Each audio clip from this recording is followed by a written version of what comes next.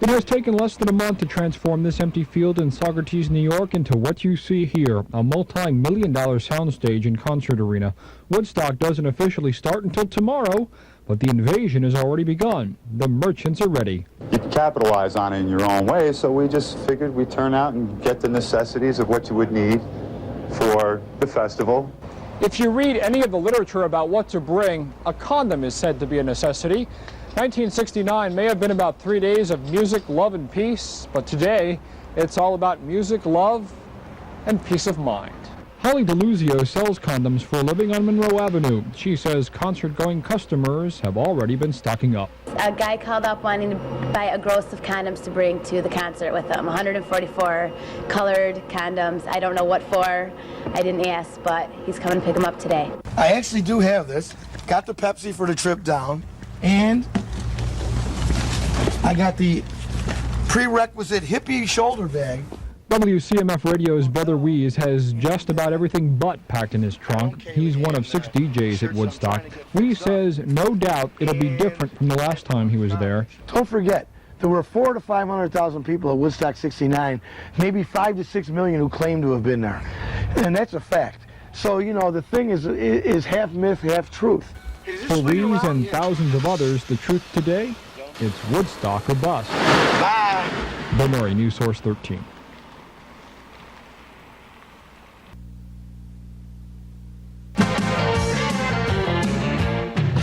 Back at Woodstock 94, hello Rochester, Brother Wease here. And I have to tell you the truth, man, I am overwhelmed, and it's just like the hugest honor in the world that they let the little kid from Rochester be an MC at this humongous show. I'm really proud. I'm the only radio guy that's on the bill. It's been fantastic so far today. And I'd also like to tell folks, maybe parents of kids that are down here, a lot of people have been making fun of Woodstock 94 because of all the rules. But let me tell you something, the rules that they put in effect here at Woodstock 94, they've only made it better, more livable, and more comfortable for all the people that came here to enjoy the camaraderie. So far, all the young people that I've talked to said that they enjoyed the rules, knowing that they'd be able to come here. All the rock bands are playing. I've got to get back on the stage to do some announcing. It's just a wonderful, wonderful time. Wish everybody could be here. And we're sure that history is being made as I speak. You can see the scene. I'm just glad to be here for you. For News Source 13 at Woodstock, I'm Brother Wease.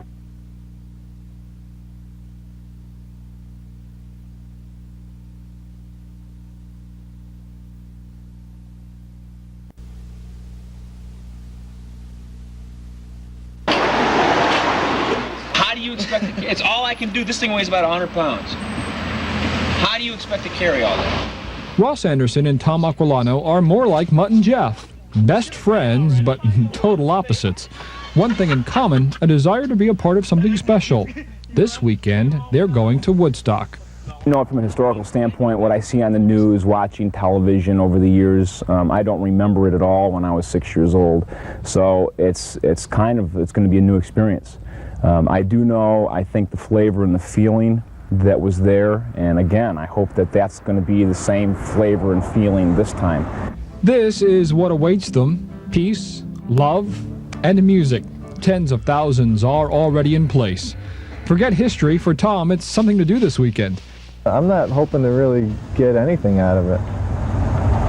I'm just going to have fun and maybe see some of the bands I'd like and people watch. They have to get there first. The concert started 6 hours ago, and the two still aren't anywhere close. Too little time, too much stuff. We don't need bounty.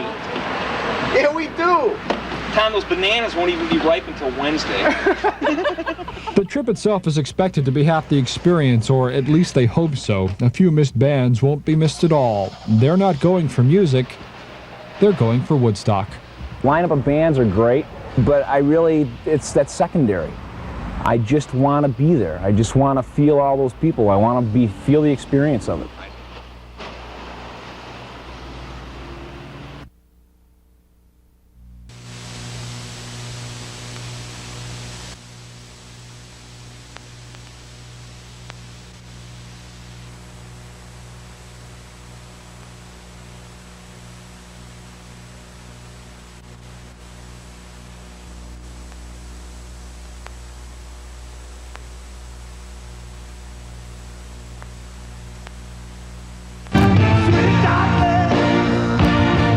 Woodstock veteran Joe Cocker was the first of the headliners to take the stage on day 2 of Woodstock 94.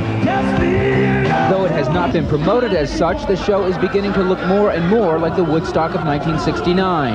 And you're right in now. 2 miles away, people are stuffing duffel bags with beer. It's not allowed, but where it is, it's easy to get in. Up at the gates, the 900-member Peace Patrol has put a priority on keeping alcohol out. No more beer allowed. But guards are no longer checking for tickets, and people are crashing the party in droves. We paid $135 to come to this place, and we didn't need to. We could have came for free. There is nudity here, evidence of illegal drug use, and almost everywhere you look, there is beer. Just bought a case of beer, and we just walked right in with it. It is quieter 55 miles away in Bethel, New York, the site of the first Woodstock. But here, too, the unexpected is happening. The anniversary concert planned here fell apart 2 weeks ago, but a makeshift stage was built, and a crowd is growing to see the likes of Woodstock veterans Richie Havens, Melanie, Judy Collins, and others who are here to perform. There is something happening at the more organized Saugerties event, but many here have had it. The 7-hour wait for shuttle buses and the overbearing crowd are sending them home early.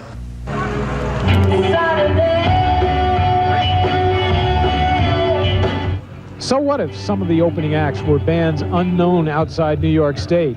The sound system thundered, the sky didn't, at least early in the day, and there was a huge field full of music lovers who also knew a good party when they saw one. I'm ready to fucking party. I come to Woodstock to see everything that my parents didn't bring me to see earlier in 1969. I love music, rock and roll, man. I couldn't pass it up. I came from Idaho, hitchhiked here. Why'd you come to Woodstock? To have a good time, man, to get my life back in order, man, and now it's back in order, man. Yeah! Fashions of the times were on display, from top hats to topless. It's a big deal to everybody. Everyone seems to take it as quite a novelty. I mean, I think there's been about 2,000 pictures taken. The on-site hospital treated a few broken legs. One unlucky camper stumbled onto a hornet's nest with painful results, and police reported a handful of DWI arrests at highway checkpoints.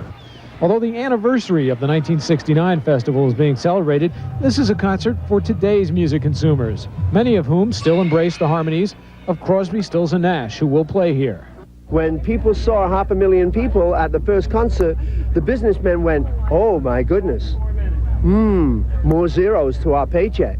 And they began to realize that this mass culture of music was possible to be cashed in on. And that's what's going on. But it's, like I said, it reflects the times that are happening. But David Crosby acknowledged some of the restrictions, such as no alcohol and only one exit and re-entrance per ticket holder, had some people chafing. Right now, they're trying to regiment it. You know, it's the corporate mentality. They got a brain the size of a baby. And they're trying to jam the people just a little too hard. They're trying to, like, say, you can't go here, you can't do this, you can... Co-producer John Roberts defended the rules that had some people calling this Woodstockade. This is not a confrontational experience, and I think when you get here, you will find that this is an extraordinarily warm, welcoming place where you'll hang out with 250,000 of your friends and listen to the music you love. The music was a bona fide bargain. At a ticket price of $135 for 3 days, it worked out to around $3 to $4 per band.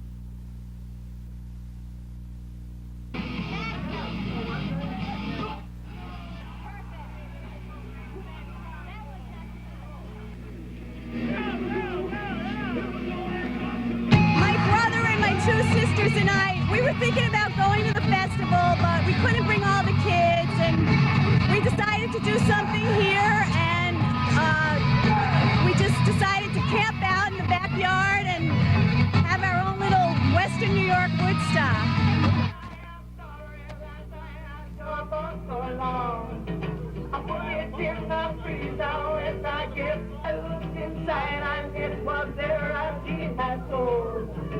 Watching my shop right, he left out.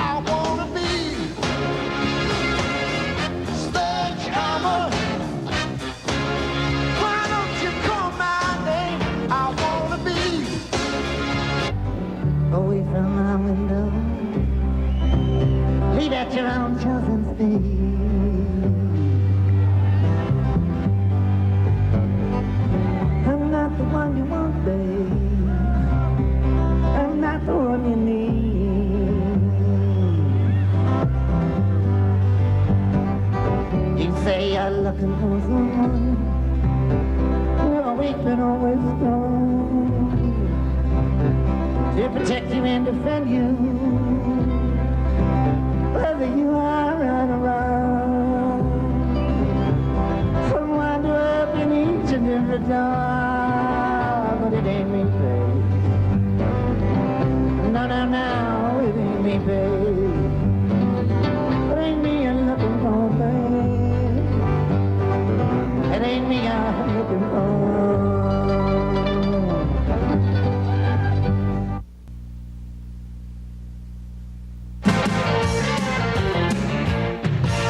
Well, folks, as you can see, Brother Wease at Woodstock, and it's the Mud Hole. It's Mudstock, but everybody's had a really great time. We're winding down Sunday afternoon.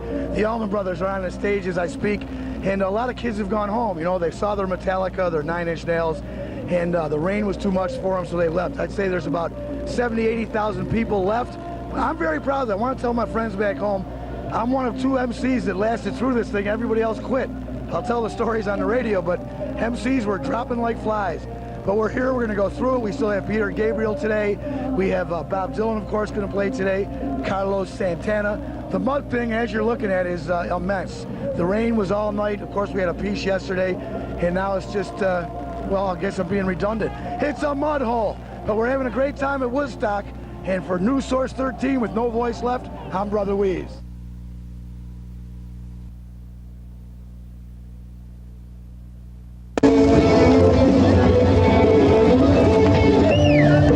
Calling themselves the Mud People, the hundreds of thousands of music lovers braving heavy downpours and deep mud to see more than 40 acts perform. It's awesome. It only happens every 25 years, man. This final day of Woodstock 94 brought such big names as the Allman Brothers, Traffic, and the Spin Doctors. But the names were not big enough to keep everybody inside. People are leaving in droves. It's just too muddy and wet. We're getting like cold and our tents weren't that great. They're hauling all they brought and then some. Well, there's still over half a bottle. When you pay $8 for a bottle of Mountain Dew, you don't leave it. You can't even set your stuff down no more. Back inside, the diehards are making the best of it, shelling out money for plastic bags and turning this muddy mess into an adult playground. Yes, there is nudity here and other scenes like those at the Woodstock of 25 years ago. There is drug use and drinking, despite the rules against it. And of course, there is music, which has gone on almost non-stop for 3 days now. That's what brought this new Woodstock generation to this farm in Saugerties, and that's what's keeping many here until the end. Yeah, I mean, it's not the best, but I'm having fun, and, you know, what's the point of going home? The music continues here until midnight, and then the real challenge for this massive crowd. Shuttle buses are already rolling, but state police say those who stay until the end may have to wait another 26 hours to get out. Jeff Scott for ABC News in Saugerties, New York.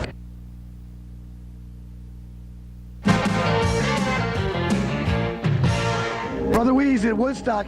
Let me tell one last thing. Great thing that happened to me here was I became friends with Tom Arnold. He flew in by helicopter yesterday, and him and I shared the stage for a while, and we did some introductions. Actually, Tom had a tough time with the crowd, but we had to duke it out a little bit. Also, Wavy Gravy and myself, the only ones left. Show ending tonight. As a matter of fact, probably another hour, hour and a half. If this is on the late news, the show will be over, and then the exodus will be immense. The only good part is, because of all the heavy rains, people have been trickling out since Saturday evening late.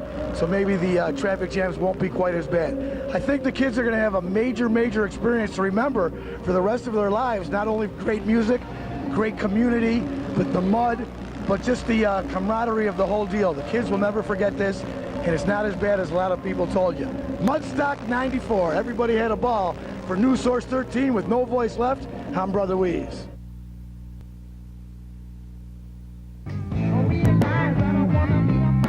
Music was great. Music was fantastic.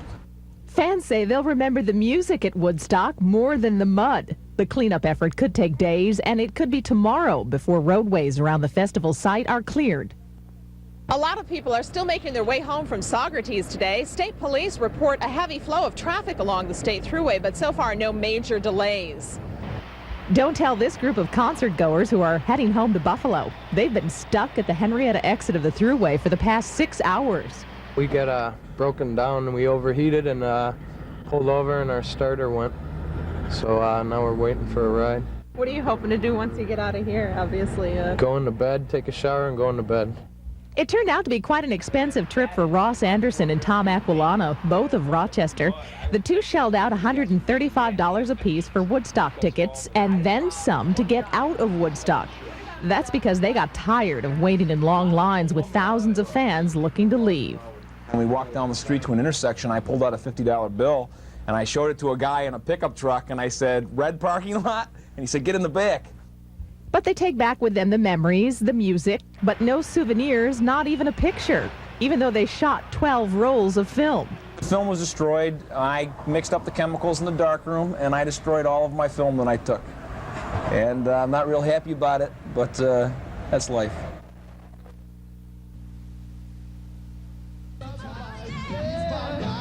Between the music, fans gathering around one of the two stages at Woodstock heard a voice. That voice belongs to Rochester's Brother Wease. The biggest lesson I learned from my Woodstock experience was that the nastier the band was that was performing, the nastier the kids got that were in front of the stage. I saw a lot of very hateful people and a lot of violence. Wease ended up being the voice of Woodstock because he says other MCs left disgusted with what was going on. Ross Anderson took time off from his job to go to Woodstock. He also paid $135 and is mad others got the same thing for free by crashing the gates. People there, I kind of mad that I paid because we did everything right. We went to our designed parking area, we waited for the bus, and we got screwed the whole way through. Ross and his friend think they could have done a better job managing the crowd. But from where Brother Wease was standing, it was perhaps the crowd that could have done a better job. He says this Woodstock is a far cry from the one he saw 25 years ago. The only things that were similar were lots of mud, lots of music, and hordes of people. After that, it stops. What came out of the first Woodstock, which has lasted 25 years for some people, was peace, love, and sharing. I personally did not see that here.